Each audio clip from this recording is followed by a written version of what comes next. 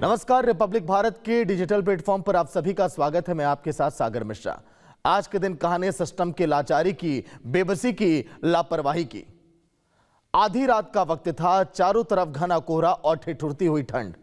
Sector 150 की एक सुनसान सड़क पर दौड़ती कार अचानक अनियंत्रित होकर एक मौत के अंधेरे गड्ढे में जा समाती है। यह गड्ढा किसी कुदरती आपदा का नतीजा नहीं है, बल्कि नोएडा प्राधिकरण और बिल्डर की लापरवाही का वो डेथ जोन था जिसे महीनों से खुला छोड़ दिया गया था। 27 साल के सॉफ्टवेयर इंजीनियर युवराज मेहता ने करीब 2 घंटे तक अपनी जिंदगी के लिए उस ठंडे पानी के बीच जंग लड़ी। अपने पिता को फोन कर बचाने की गुहार लगाई, लेकिन जब तक सिस्टम की नींद खुली, युवराज की सांसें थम चुकी थी। आखिरी कॉल आपको पता है क्या थी? पापा, मैं डूब रहा हूं।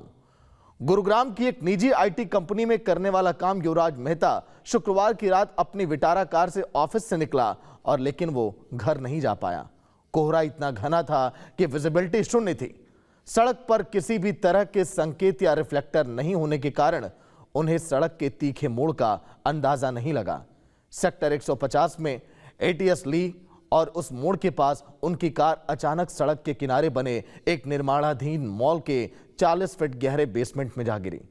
यह बेसमेंट पानी से लबालब भरा हुआ था। कार गिरते ही युवराज ने अपने पिता राजकुमार मेहता को फोन किया।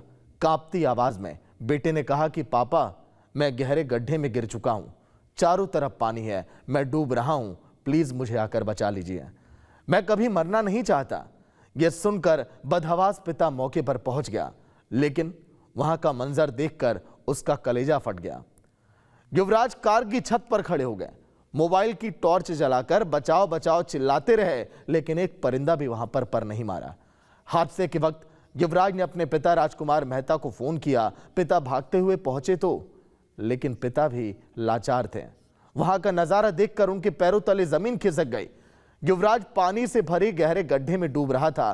पिता ने बताया, मैं वहां मौजूद रहा, पुलिस और लोगों से गुहार लगाता रहा कि कोई तो मेरे बेटे को बचा लो, कोई तो मेरे लाल को बाहर निकालो, लेकिन कड़ाके की ठंड और गहरे पानी के डर से कोई अंदर नहीं कूदा। पुलिस और प्रशासन केवल रस्सी फेंक कर खानापूर्ति करने में लगी रही, जबकि युवराज की सांसें अब धीरे धीरे वहां पर थमने लगी थी। युवराज के पिता ने 112 नंबर पर फोन तो किया, पुलिस और दमकल विभाग और एसडीआरएफ की टीमें तो आई, लेकिन आरोप है कि ठंडे पानी और अंधेरे को देखकर किसी की हिम्मत नहीं हुई कि तुरंत वो अंदर कूद जाए। युवराज करीब 1.25 घंटे तक मदद का इंतजार करते रहे, कार के ऊपर चढ़े रहे। चश्मदीदों ने यह तक कह दिया कि अधिकारियों के पास ना तो पर्याप्त गोताखोर थे और ना ही सही उपकरण। इसी बीच एक डिलीवरी एजेंट जो वहां पर आया, वो साहस दिखाया। मुनिंदर नाम का वो शख्स था। अपनी कमर में उसने रस्सी बांधी और करीब 70 फीट गहरे पानी में उसने छलांग लगा दिया। मुनिंदर ने कहा कि जब तक वो युवराज के पास पहुंच पाते, तब तक युवराज की आवाज ना अब खामोश हो चुकी थी। रात करीब 1:30 बजे थे। कार पूरी तरह से पानी में समा गई। युवराज ने अपने पिता की आंखों के सामने जल समाधि ले ली। युवराज की मौत को लेकर जो पोस्टमार्टम की रिपोर्ट सामने आई, वो और भी अब चौंकाने वाली है। सूत्रों के मुताबिक युवराज की मौत कार्डियक अरेस्ट पड़ने से हुई है। बताया यह भी जा रहा है कि कड़ाके की ठंड में बर्फ जैसे ठंडे पानी में 2 घंटे तक फंसे रहने के कारण मौत को सामने देखकर उनको घबराहट होने लगी, बेचैनी होने लगी और दिल का दौरा पड़ गया। प्रशासन ने कार्रवाई की, जेई तो बर्खास्त हुआ, बिल्डर पर एफआईआर दर्ज की गई, लेकिन क्या जान वापस आएगी क्या? हादसे के बाद जनता का आक्रोश अब फूट पड़ा है। कल के दिन सोसाइटी के निवासियों ने जस्टिस फॉर युवराज के पोस्टर लेकर कैंडल मार्च निकाला। बढ़ते दबाव के बीच नोएडा प्राधिकरण के सीईओ लोकेश एम ने भी कार्रवाई की। जेई को तो बर्खास्त कर दिया। ट्रैफिक सेल की जूनियर इंजीनियर नवीन कुमार की सेवाएं तत्काल प्रभाव से समाप्त कर दी गई।